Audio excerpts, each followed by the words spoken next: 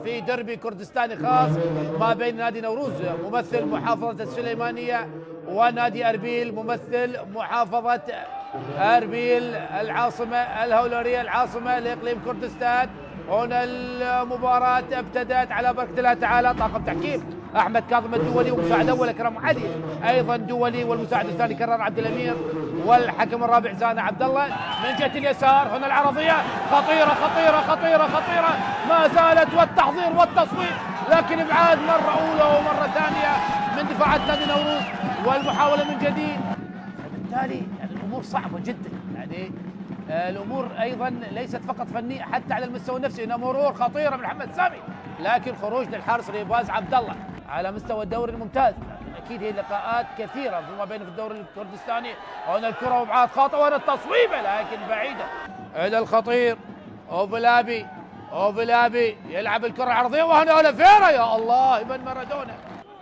محمد جفال وتصويب محمد جفال وامجد رحيم ممتازه مع حسين عبد الواحد، يلعبها لمحمد سامي لكن تقطع الكره. ما زالت مصلحه نادي نوروز. هنا حسين عبد الواحد تصويبه واصطدت به هيلو مونتيرو.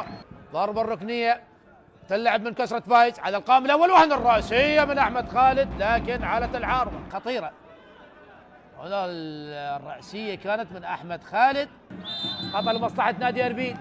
ماكنزي يلعب الخطا، الكره الخطيره يا الله مونتيرو البرازيلي، لكن امجد رحيم يتألق ويتعملق امام مونتيرو البرازيلي الواضح على الصوره.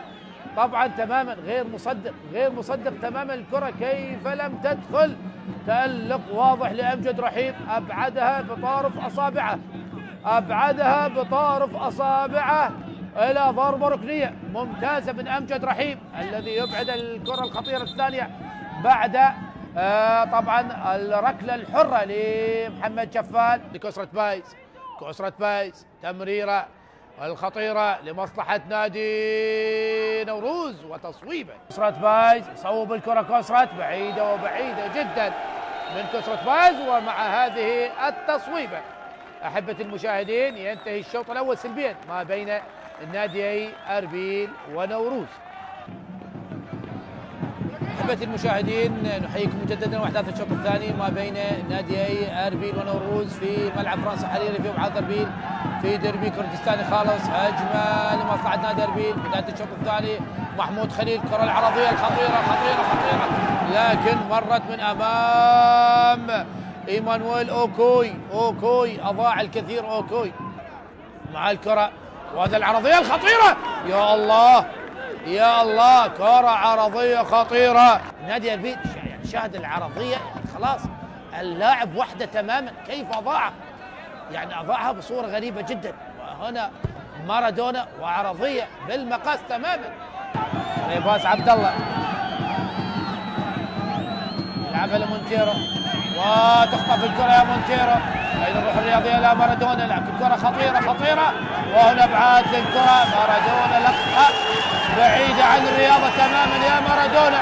وأيضا يا لاعبي نادي أربيل لا داعي خلاص الكرة ذهبت إلى الخارج بعد تسديدة. صحيح هو اللاعب أخطأ عن مونتيرو، كان يريد إبعاد الكرة لكن مارادونا أخذ الكرة من أمام مونتيرو وحاول تسجيل هدف. ردة فعل مبالغ بها من لاعبين نادي أربيل. طبعا لقطة بالكامل غير صحيحة وبعيدة جدا عن الروح الرياضية سواء من لاعبي نادي نوروز تحديدا اللاعب مارادونا وأيضا من لاعبي نادي أربيل. مبالغة في ردة الفعل. هنا البرازيليين كلاوديو مارادونا مونتيرو أكيد سوف يكون الحديث باللغة البرتغالية، عتاب أحباب ما بين البرازيليين. وأيضا كسرة بايز وأحمد إبراهيم.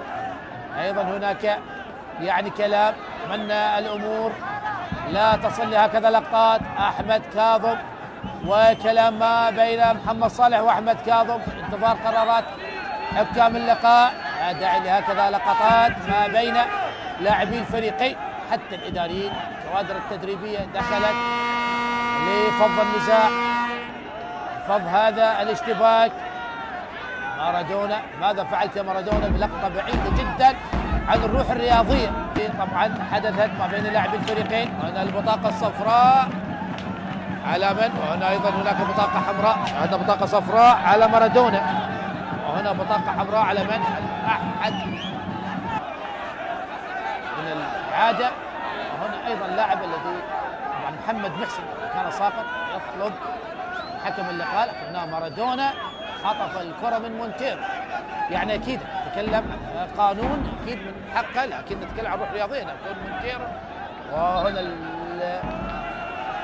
المحاولة أيضا لا داعي لهذه ردة فعل المبالغة ما بين، لا داعي لاستفزاز الجماهير يا مارادونا. هناك أيضا خطأ آخر على مارادونا. ماذا يريد مارادونا أن يصل؟ لما بقى هذا الحال سوف يطرد. هنا لاعبي نادي أربيل يطالبون يجيب بطاقة صفراء. شاهد اعتراضات من لاعبين نادي أربيل، والكابتن أحمد كاظم هنا ينبه حكام هاشم وشركه كريم. امور صعبه جدا في التعويض عن سجل هدف من الكره الخطيره. والله ماذا ضعت، ماذا اهدرت يا محمود خليل. كره في مواجهه المرمى تماما، كره على طبق من ذهب، لكن محمود خليل في غياب التركيز في هذه اللقطه. يا الله يا الله، تمريرة ماكنزي، تمريرة حريرية، لكن محمود خليل أضاع كرة هدف محقق لنادي أربيل. ريبيرو يمرر الكرة الآن لمارادونا وتصويبه، لكن موجود الحارس يحاول هنكاو، لكن طالت على هنكاو، واعتقد هذه الكرة الأخيرة. وهنا حكم اللقاء يطلق صافرة نهاية هذا اللقاء بالتعادل السلبي ما بين ناديي أربيل ونوروز في مباراة لم تشهد فيها الخطورة الكثيرة. أحبتي مشاهدي قناة الرياضية العراقية، تقبلوا تحياتي معلق اللقاء علي عنب، والسلام عليكم ورحمة الله وبركاته.